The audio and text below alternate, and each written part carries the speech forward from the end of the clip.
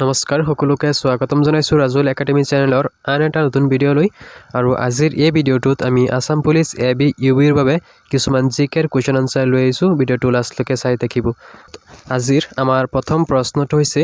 red cliff ৰেখা কোন দুখন দেশৰ মাজৰ আন্তঃৰাষ্ট্ৰীয় সীমাৰেখাৰ নাম আৰু ইয়াৰ ৰাইট আনসাৰ হ'ব অপশ্যন এ ভাৰত আৰু পাকিস্তান পিছৰ প্ৰশ্ন দীৰ্ঘেশ্বৰী মন্দিৰ কোন ৰজাই নিৰ্মাণ কৰিছিল আৰু ইয়াৰ ৰাইট আনসাৰটো হ'ব অপশ্যন সি শিৱসিংহ দীৰ্ঘেশ্বৰী মন্দিৰ নিৰ্মাণ কৰা ৰজাজন আছিল শিৱসিংহ পিছৰ প্ৰশ্ন জাষ্টিছ ফৰ দ্য জাজ কোনজন ব্যক্তিৰ আত্মজীৱনী আৰু ইয়াৰ ৰাইট আনসাৰ হ'ব option D Ranjan Gogoi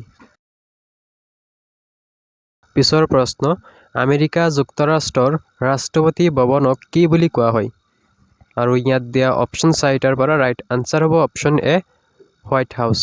America যুক্তৰাষ্ট্ৰৰ ৰাষ্ট্ৰপতি ভৱনক হোৱাইট হাউচ বুলি কোৱা হয় পিছৰ প্ৰশ্ন অসমৰ একমাত্ৰ চিমেণ্ট কাৰখানা ক'ত অৱস্থিত আৰু ইয়াৰ ৰাইট আনসাৰ হ'ব অপশ্যন বি বোকাজানত অসমৰ একমাত্ৰ চিমেণ্ট কাৰখানাখন অৱস্থিত পিছৰ প্ৰশ্ন চিল্কা হ্ৰদ ভাৰতৰ কোনখন ৰাজ্যত অৱস্থিত আৰু ইয়াত দিয়া অপশ্যন চাৰিটাৰ পৰা ৰাইট আনসাৰ হ'ব অপশ্যন বি উৰিষ্যা চিল্কা হ্ৰদ ভাৰতৰ উৰিষ্যা ৰাজ্যত অৱস্থিত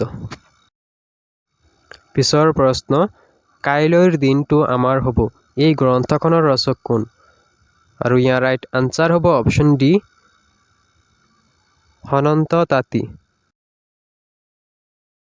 পিছৰ প্ৰশ্ন অসমৰ প্ৰথম 10-দিনীয়া বাতৰি কাকতখনৰ নাম কি আৰু ইয়াৰ ৰাইট আনসাৰ হ'ব অপশ্যন বি অপৰূপ অসমৰ প্ৰথম 10-দিনীয়া বাতৰি কাকতখনৰ নাম হৈছে অপৰূপ পিছৰ প্ৰশ্ন শৰাইঘাট দলং কেতিয়া নিৰ্মাণ কৰা হৈছিল আৰু ইয়াৰ ৰাইট আনসাৰ হ'ব অপশ্যন ডি 1962 চনত পিছৰ প্ৰশ্ন পৃথিৱীৰ সৰ্বাধিক ভূমিকম্প হোৱা দেশখনৰ নাম কি আৰু ইয়াৰ ৰাইট আনসাৰ হ'ব অপশ্যন বি জাপান পৃথিৱীৰ সৰ্বাধিক ভূমিকম্প হোৱা দেশখনৰ নাম হৈছে জাপান পিছৰ প্ৰশ্ন পলাচী যুদ্ধ কেতিয়া হৈছিল আৰু ইয়াৰ ৰাইট আনসাৰ হ'ব অপশ্যন এ 1757 চনত পিছৰ প্ৰশ্ন 2024 চনৰ থমাছ কাপ আৰু উবেৰ কাপ কোনে লাভ কৰিছিল আৰু ইয়াত দিয়া অপশ্যন চাৰিটাৰ পৰা ৰাইট আনসাৰ হ'ব অপশ্যন ডি চীন পিছৰ প্ৰশ্ন ভাৰতত ৰাষ্ট্ৰীয় ক্ৰীড়া দিৱস কেতিয়া উদযাপন কৰা হয় আৰু ইয়াৰ ৰাইট আনসাৰ হ'ব অপশ্যন চি 29 আগষ্ট তাৰিখে 29 আগষ্ট তাৰিখে ভাৰতত ৰাষ্ট্ৰীয় ক্ৰীড়া দিৱস হিচাপে উদযাপন কৰা হয় পিছৰ প্ৰশ্ন নিম্নলিখিত কোনখন দেশ ৰাষ্ট্ৰসংঘৰ নিৰাপত্তা পৰিষদৰ স্থায়ী সদস্য ৰাষ্ট্ৰ নহয় আৰু ইয়াৰ ৰাইট আনসাৰ হ'ব অপশ্যন বি জাপান পিছৰ প্ৰশ্ন কোন চনত অসম এছ'চিয়েশ্যন গঠিত হৈছিল আৰু ইয়াৰ ৰাইট আনসাৰ হ'ব অপশ্যন চি 1903 চনত 1903 চনত অসম এছ'চিয়েশ্যন গঠিত হৈছিল পিছৰ প্ৰশ্ন আন্তঃৰাষ্ট্ৰীয় শ্ৰমিক সংঘৰ মুখ্য কাৰ্যালয় ক'ত অৱস্থিত আৰু ইয়াত দিয়া অপশ্যন চাৰিটাৰ পৰা ৰাইট আনসাৰটো হ'ব অপশ্যন ডি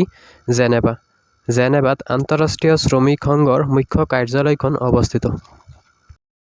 পিছৰ প্ৰশ্ন ভাৰতৰ সংসদৰ উচ্চ সদনক কি নামেৰে জনা যায় আৰু ইয়াৰ ৰাইট আনসাৰ হ'ব অপশ্যন ডি ৰাজ্যসভা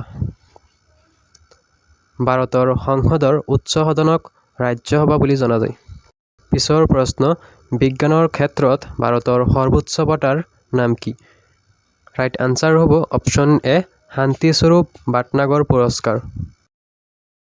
পিছৰ প্ৰশ্ন ভাৰতৰ কোনখন ৰাজ্যক উত্তৰ পূৰ্বাঞ্চলৰ শান্তিৰ বাগিচা বুলি জনা যায় আৰু ইয়াৰ ৰাইট আনসাৰ হ'ব অপশ্যন এ মিজোৰাম